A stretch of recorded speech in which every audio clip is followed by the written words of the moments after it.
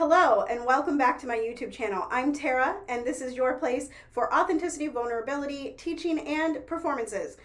Today we are going to be diving into a little bit more of my vocal story, the way that I came up and how that affects my teaching today. As you may know, if you've been reading the descriptions, I have a Patreon, and this is a great way to see some behind the scenes of these recordings, as well as my performance recordings, and get extra tidbits about my activism and how biraciality has affected me in my daily life and in my musical life. And I would love for you to join the community there. It is very open. It's open for your questions. I'm just there to facilitate, and I would love, love, love to have you there. All right, let's dig in. So if you follow me on Instagram, you know that I'm a huge proponent of words matter. Words absolutely matter, and specifically the words that adults speak to kids, right? And the ones that we speak over ourselves. But today we're going to focus on what adults said to me growing up and how that makes me approach my teaching a little bit differently. And I'm so excited to dive into this topic today. So one of my earliest musical memories is being told that my high notes were strained. And I just went over this in a reel on Instagram yesterday. And I took that to heart because I was already self-conscious about my high notes. And they said that they sounded horrible, said that they sounded like a dying cat. And I just stopped using them. I only sang alto the rest of my high school career. When I entered college, I was a mezzo, which for those of you that have listened to any of my videos, I'll link some in here. I'm definitely not a mezzo. My voice is very, very bright, and I was never a mezzo, right?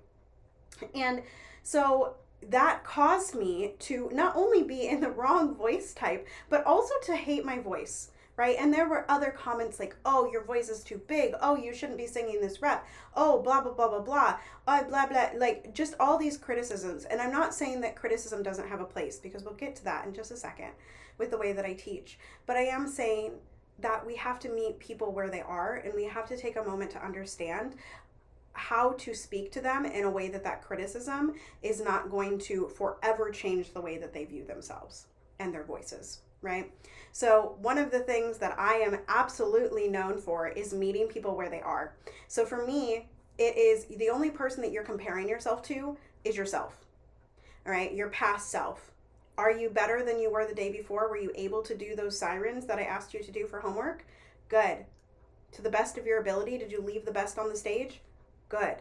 I meet people where they are, and I don't require them to sound like someone else. Because at the end of the day, our voices are important, okay? So words matter. The other thing that I do is keep people engaged using student-led goal-oriented lessons. So no matter the age, I ask them their goals for lessons, whether it's piano or voice. And the reason that I do this is because I always felt very trapped in voice lessons by not being able to choose the rep that I wanted to sing, okay? So the repertoire that I wanted to sing was like all of this underdone composers and women composers and black composers and all of this stuff, okay? And my teachers were like, we don't know that. The professors were like, we don't know that, so you can't do it. Why do today's masterpieces have to be tomorrow's masterpieces, right? There was a black composer composing when Mozart was alive. There was a woman composer composing when Mozart was alive. Why don't we study that? And so because of that imprint on me, I do tend to flex towards student-led goal-oriented lessons. So they come to me and they say, this is my goal song. This is a song I think I can sing right now. And we go from there. And you can learn technique through any repertoire that you sing. It is the same thing with piano. You can learn technique regardless of what book you're reading, right? Whatever book resonates with you, let's use that book. I'm flexible as a teacher, and I really, really pride myself on that. And the last thing that I'll share today is that I think it's really important to teach students to listen to themselves without immediately criticizing. So I had a teacher that forced me and a friend, because we were nervous about performing, to perform in the middle of our music building a Christmas carol.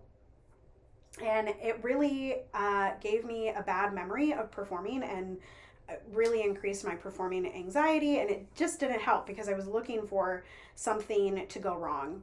And so what I teach my students is that for our voice lesson test, we finish a song, we feel really good about it, it's memorized, blah, blah, blah, blah. We take a little video during lesson, very low key. I pop it up for them, and they have to listen to it and watch it and come up with 3 positive things before they can say any criticisms. And this works really, really well for every age group, right? Especially adult students who aren't used to listening to themselves or have been told for years and years and years that they can't sing or that they sound horrible. It's really, really important for them to start looking at the positives in their voice. And it's also important for teenagers too, who are going through voice changes, whatever gender, right? And they have to navigate that. And so some days they hate their voices. And so even on those days, it's really important to show them that they can listen to their voice and find something positive in it, right? A positive outlook. All right, so those are 3 things that I do in my studio that came directly from my experience as a up-and-coming singer. I hope that they help you, and once again, I would love for you to join me on Patreon and join that community, and there you can ask even more questions. I have blog posts, I have some freebies that are going to be coming out soon, and I would love for you to join that community. I hope that these tips help you in your voice studios, and I will see you next time for a performing video. Hello and welcome back to my YouTube channel. I am Tara. This is your place for performances. Nope.